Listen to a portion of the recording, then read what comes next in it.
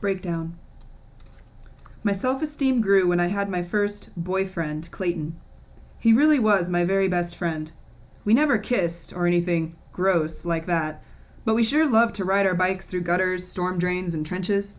We spent all our time together, as his mother was always working. It was my first Valentine's Day with a boyfriend, and that afternoon our doorbell rang. Mom answered the door. Clayton had left me 2 Valentine's gifts on the porch and run away. These were the first gifts I had ever received from a boy. A small stuffed dog with a heart in its mouth and a bottle of Sierra perfume. There was a handmade note, too. To Amber. Love, Clayton. OMG, he said love. I couldn't believe it. I was beside myself with joy. My first bottle of perfume. For the first time, I didn't need to feel green-eyed jealous of the seemingly spoiled tweeny girls my age who owned such luxuries and didn't realize how fortunate they were. I felt giddy as I cradled the gifts. But just as the happy thoughts entered my mind, Mom came up behind me, snatched the perfume from my hand, and said, "Oh, how sweet! He bought me perfume! How did he know that I love Sierra?" I didn't say a word as she gingerly opened the box and sprayed her wrist with my inexpensive perfume. That was it.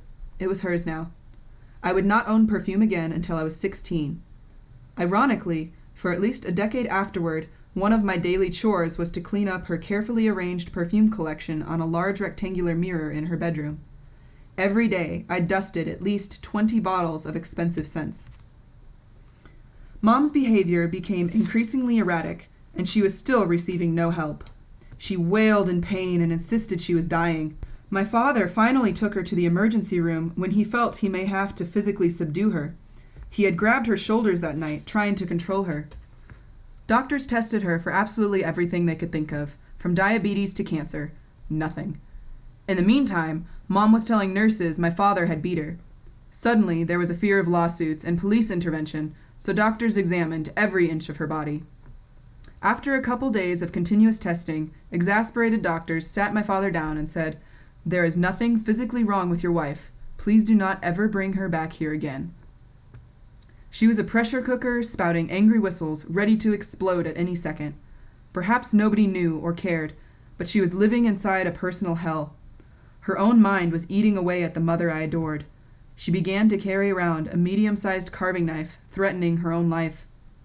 My father didn't want to encourage her suicidal behavior, so he simply ignored her. Things became progressively worse. She reached out to me for support she should have been receiving from her husband. She was pathetically crying, telling me I didn't love her enough. She honestly expected me to fix her problems, and I tried to help as best an 11-year-old kid could, but I couldn't. I felt like such a terrible person, so I encouraged her as a parent encourages his or her child. Sometimes, I actually saw her as a child.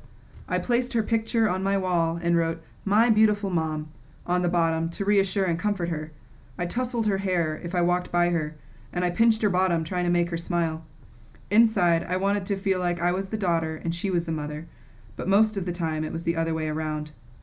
She had turned to her child for companionship and understanding, instead of resolving her troubled relationships and choices herself. This should not have been my responsibility, especially as a child. Many people feel that 2 parents are best for a child. I agree that 2 parents may be best for a child, but 1 good parent trumps 1 good and 1 bad parent any day. One stifling Texas night when I was 12, the manic peak was reached. Mom wanted to kill herself, and she was carrying around that cursed knife. She was sitting in a green recliner, and when she got up, the knife was on the seat cushion. As she was walking away, I called out, "Mom, you forgot your knife." I was a stupid kid, and I have no idea why I said this to her, maybe out of my frustration, or perhaps subconsciously forcing the situation into the light. For the love of God, get her some help before it's too late.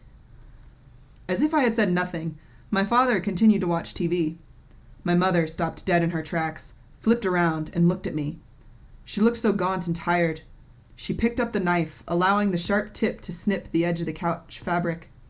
She turned around and sauntered off into her bedroom. When I heard the lock of the door, I looked at my father.